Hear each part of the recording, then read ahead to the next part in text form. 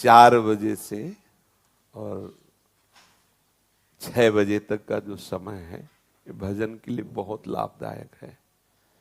इस समय अगर कोई निद्रा में रहता है तो ब्रह्मचर्य से हीन और कई तरह की मानसिक बीमारियां और शारीरिक अस्वस्थता ये आगे चलकर उसे घेर लेगी।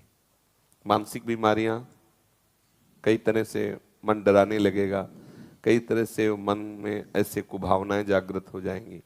इसलिए हमारे ब्रह्म ऋषियों ने आज्ञा की है कि 4 बजे से तो उठ ही जाना चाहिए और 4 से 6 के बीच में, मान लो आप 4 से 5 के बीच में सो ही रहे हैं तो आप 5 से 6 के बीच में उठ जाइए। 4 से 6 के बीच के समय में आप उठ करके अपनी भागवतिक दिनचर्या करें। भागवतिक दिनचर्या में जैसे अपने लोग राधा वल्लभी हैं तो प्रातः काल उठ करके अपने गुरुजनों का, रसिकों का सुमिरन करें, गुरु मंत्र का जप करें, फिर स्नान आदि करके श्री जी की मंगला, श्री जी को सुंदर पद सुनाना आदि, या अगर उस समय ऐसी भावना है तो 2 घंटे बैठ करके जप करें। मंगल बेला होती है प्रातः कालीन, उस समय शयन तो कभी नहीं करना चाहिए, किसी को भी नहीं करना चाहिए। वो अपने लिए परमार्थ और स्वार्थ दोनों की हानि करने वाला है। 4 से 6 के बीच में।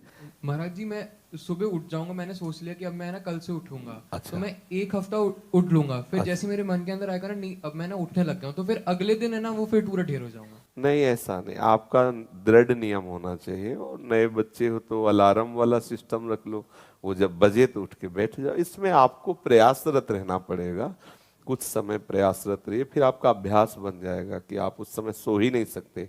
जैसे अभ्यास बन जाए ना तो आप सो ही नहीं सकते, मतलब सो ही नहीं आपका शरीर राजी ही नहीं होगा बिस्तर में लेटना, वो राजी ही नहीं होगा। तो इसलिए नियम बनाओ और नियम पूर्वक चलो।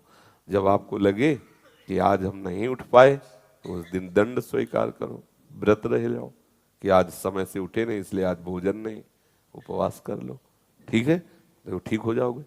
जिस दिन 4 बजे जो भी आप नियम रखो एक पक्का रखो, और जिस दिन प्रमादवश ना उठो उस दिन बस उपवास कर लो, एक बार थोड़ा फल पा लो, जो कुछ बस रहने दो। मनीराम ठीक होने लगेंगे। भैया अगर ऐसा हुआ तो फिर, तो इसलिए वो सोचेगा घंटा भर की बात, जल्दी उठ जाओ तो चक